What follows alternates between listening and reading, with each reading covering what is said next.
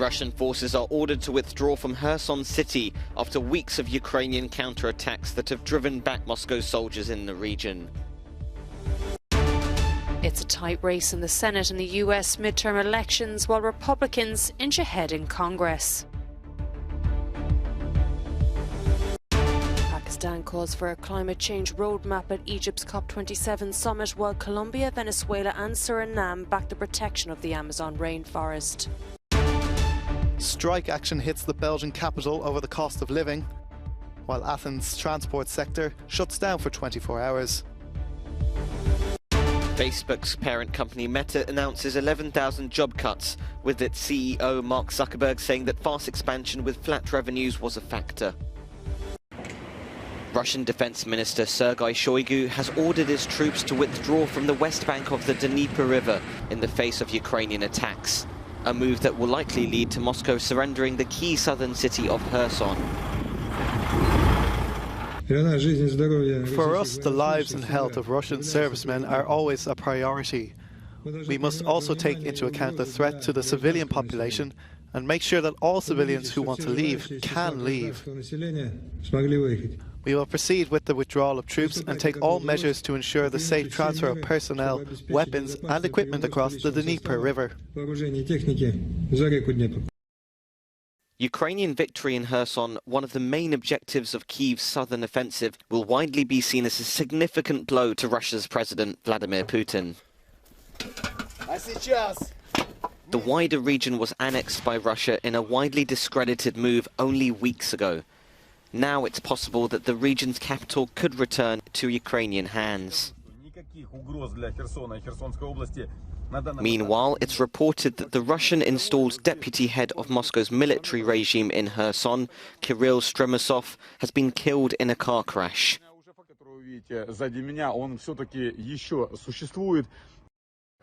They may still win both houses of Congress. However, partial results in the US midterm election are so far disappointing for Republicans. They were expecting a surge of support across the country.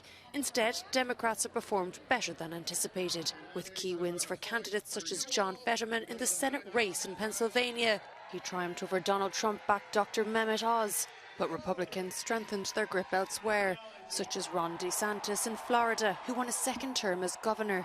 We've accomplished more than anybody thought possible 4 years ago, but we've got so much more to do, and I have only begun to fight. That fight might include a battle against Donald Trump for the 2024 presidential nomination. He has strongly hinted he'll announce his candidacy in the coming days. But with Trump-supported candidates performing poorly overall, the party leadership may be hoping he will change his mind. While these elections will decide which governor dominates Congress and who holds key positions including governor, in states such as Arizona, Georgia and Nevada, the final results won't be known for days.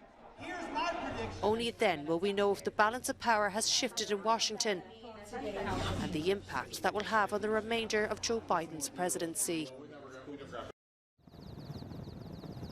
Catastrophic floods in Pakistan affected 33 million people earlier this year.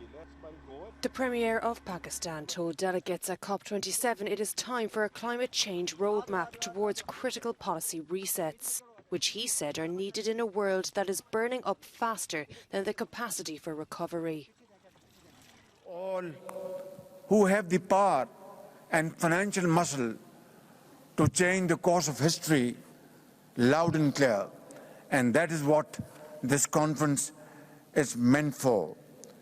Ladies and gentlemen, it is now or never. For us, there is indeed no planet B. World leaders now hand over the summit to the negotiators to try to put the calls and claims into practical policies. But at the same time, there are efforts to make sure pledges made beyond the confines of the summit amount to real action. So-called climate greenwashing has been condemned by the UN chief.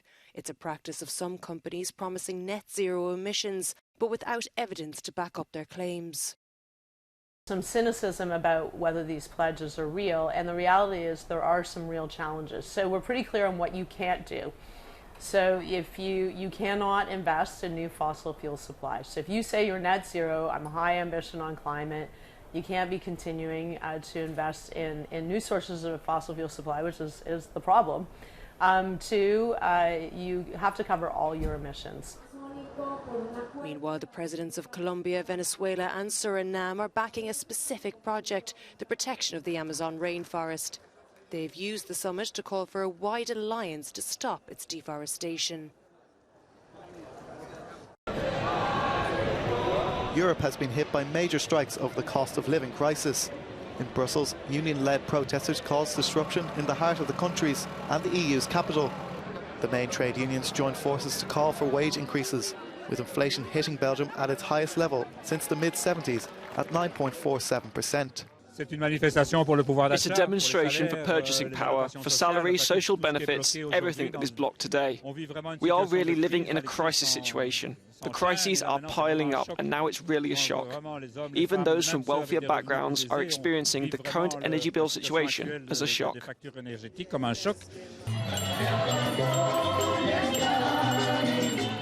Strike action has also caused headaches for commuters in Athens. Thousands of protesters marched through the streets of the Greek capital and the northern city of Thessaloniki as public and some private transport sector workers walked off the job for a 24-hour general strike against price hikes.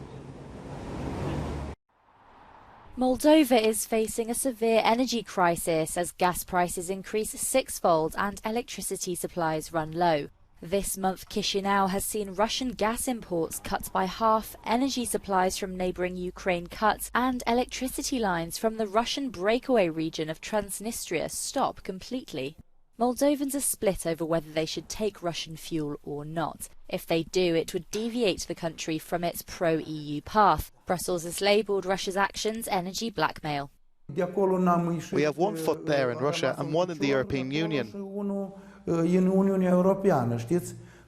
now we are at a decisive moment. Now is the hardest part for our country. For smaller companies, the situation's even more bleak. The owner of Moldova's first artisanal brewery may have to raise prices at the risk of reducing sales, as the energy crisis also pushes up the cost of raw materials. We used to spend around 12,000 lei, or around 700 euros per month on electricity. Now we're spending more than 2,000 euros, so the cost of electricity has tripled for us. And this is not the end of it.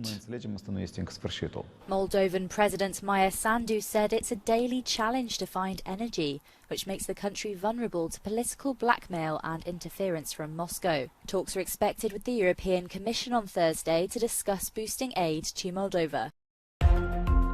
American actor Sean Penn has traveled to Ukraine's capital to lend one of his Oscars to President Volodymyr Zelensky. And he said that he wanted the golden statue to remain in Ukraine until the war is over. Zelensky also gave Penn an Order of Merit Third Class for support to Ukraine during this visit, which is the third time Penn has traveled to the country since the war began in February. A senior UK minister has resigned after mounting allegations that he bullied colleagues.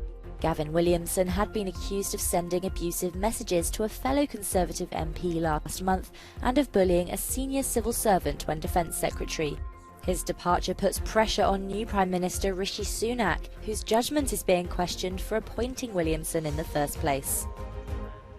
A 23-year-old man has been arrested after throwing eggs at King Charles III and Camilla, the Queen Consort, as they began parading the streets of the northern English town of York. No eggs appeared to hit the royal couple as they entered through Micklegate Bar. Both Charles and Camilla are visiting a series of British towns to mark the King's new reign.